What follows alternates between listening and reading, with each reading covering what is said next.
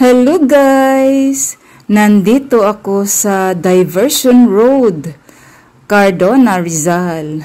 May bagong open guys. Ito ay ang Diversion Park and Vlog.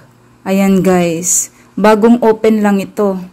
Binuksan daw ito noong September 28 lang, 2023. Ayan, kakabukas lang nila. So, ating pasukin guys. So ito yung loob guys oh.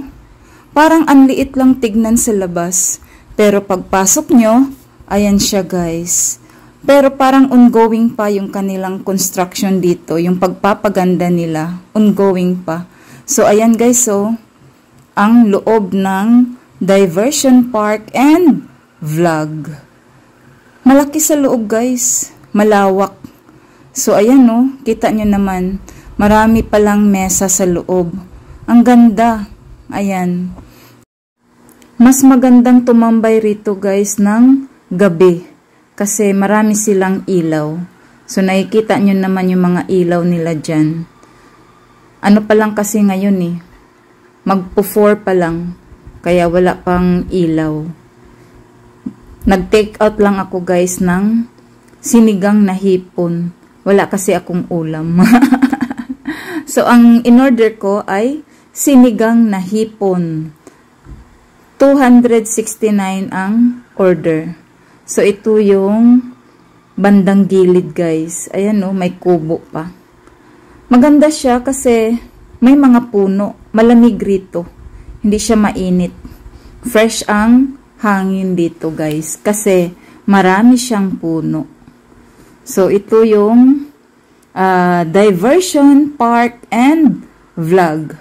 Pagkaakyat nyo ng diversion, guys, ito ang inyong makikita sa bandang kanan. So, pasyal kayo rito, guys. Ayan, oh, Pasko na rin sa kanila. Maganda rito, guys, umahalaman. Ayan. So, makikita nyo kaagad kapag aakyat kayo sa Diversion Road. Pwede niyong i-check yung kanilang page guys. Diversion Park and Vlog. So, makikita nyo doon yung kanilang mga menu at saka yung prices. Hindi naman siya kamahalan guys. Yung aking in-order ay napakarami, 269. Good for sharing yung kanilang sinigang na hipon na 269. So, try nyo rito guys. Ang ganda. Ayan guys. Thank you so much for watching. Till next. Bye-bye.